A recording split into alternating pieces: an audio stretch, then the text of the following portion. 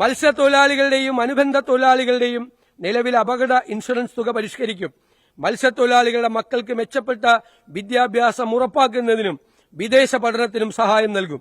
വേഗത്തിലുള്ള രക്ഷാപ്രവർത്തനങ്ങൾക്ക് റെസ്ക്യൂ ബോട്ടുകളും വനിതകൾക്ക് മത്സ്യവിപണനത്തിന് സഹായകമായി ഷീ സ്കൂട്ടറുകളും അനുവദിക്കും. മിഷൻ സമുദ്രയുടെ ഭാഗമായി പോർട്ട് സിറ്റിയുമായി ബന്ധപ്പെട്ട തൊഴിൽ മേഖലകളിൽ പ്രത്യേകമായ പരിഗണന അവർക്ക് ഉറപ്പാക്കും. Sir, Kerala urban growth mission.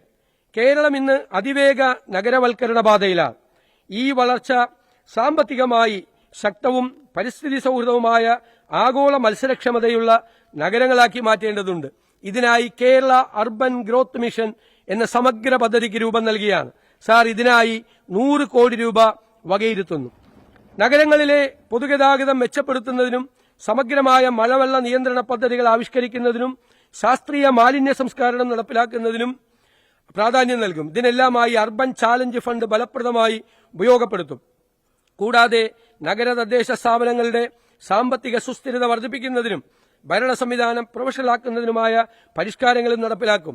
Unified metropolitan transport authority തിരുവനന്തപുരത്തും കോഴിക്കോടും സ്ഥാപിക്കും. കൊച്ചിയിൽ നിലവിലുള്ള അതോറിറ്റിയുടെ പ്രവർത്തനം കാര്യക്ഷമമാക്കും. സർ, ഇനി സിനിമയാണ്.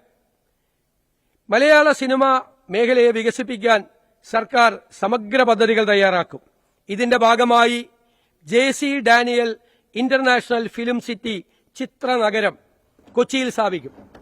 സിനിമയ്ക്ക് വ്യവസായ പദവി നൽകൽ, അന്താരാഷ്ട്ര ചലച്ചിത്രോത്സവത്തിനായി സ്ഥിരമായ വേദി സൃഷ്ടിക്കൽ, ആന്റി പൈറസി സെല്ലുകൾ രൂപീകരിക്കൽ, ദേശീയ അന്താരാഷ്ട്ര സിനിമാ നിർമ്മാണത്തെ ആകർഷിക്കുന്നതിന് അനുയോജ്യമായ അന്തരീക്ഷം രൂപപ്പെടുത്തൽ എന്നിവ ഈ പദ്ധതിയിലൂടെ ലക്ഷ്യമിടുന്നു.